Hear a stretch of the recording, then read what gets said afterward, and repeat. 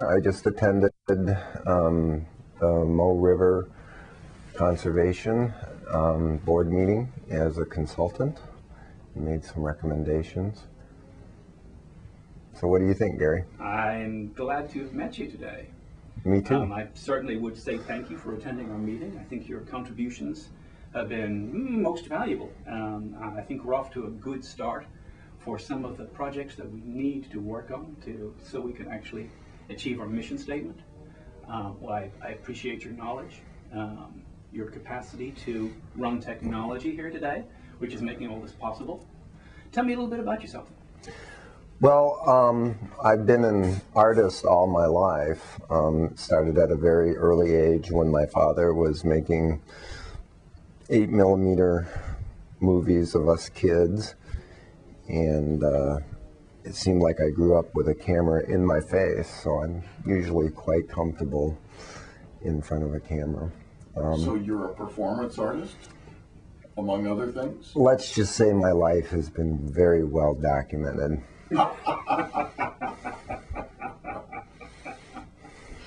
Well, in that case, I think you're in, apart from the documentation piece, I think you're in the right circle right now for that to be an ongoing experience. My father studied with B.F. Skinner at Harvard and got his PhD in psychology after the war. And that's pretty much a whole different subject for a more private conversation. But suffice it to say that I've always been very aware of light. In other words, light for me, you know, is pretty much the most important thing. I mean, God said, let there be light, and as far as I'm concerned, you know, everything else is sort of secondary. And your response to that was put a reflector in on the other side, just to get that balance going in that way. First thing I saw you do was adjust your lighting. Well, this is the lighting that's on me right now is a professional lighting setup. It's what I use for making most of my black and white portraiture.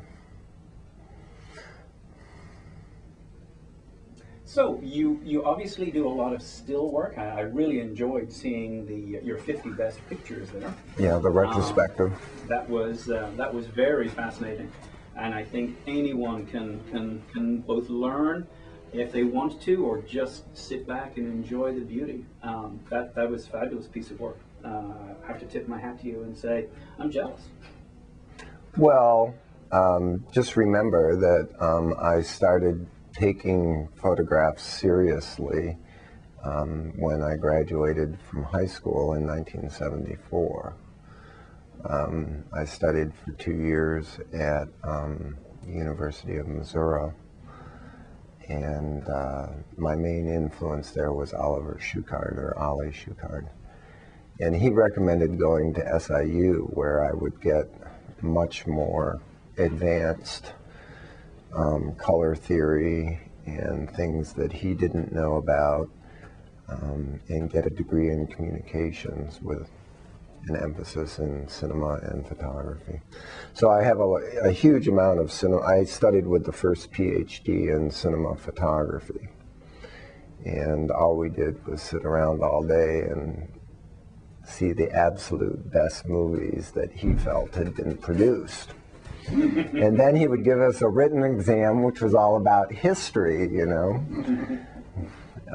All kinds of things like, when was the War of 1812? And what was it about? You know, totally unrelated to the movies. I mean, he also expected us to know history.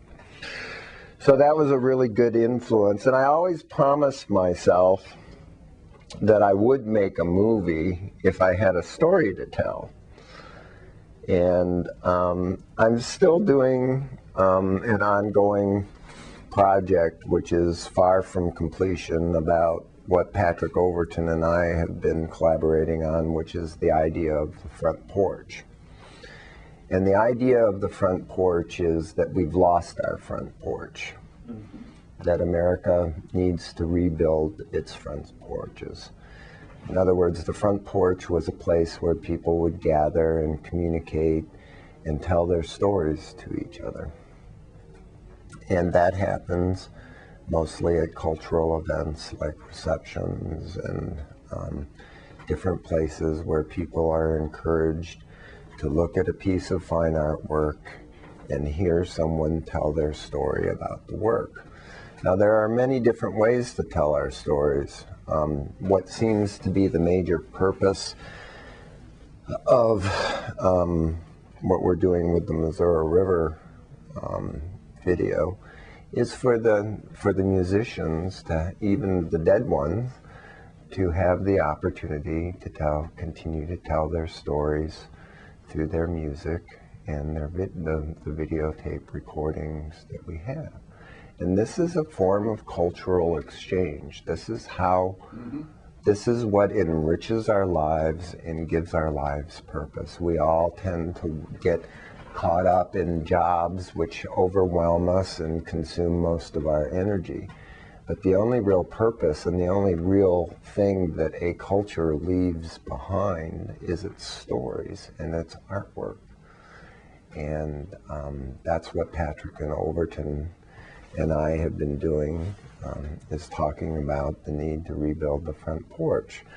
Now, I'm inclined to think that we are on the verge of a cultural renaissance. In other words, what I'm doing here with a very $500 video recorder, which is now worth maybe $50, and iMac computer, which was bought in 2002, is having the opportunity to explain the importance of rebuilding the front porch of America.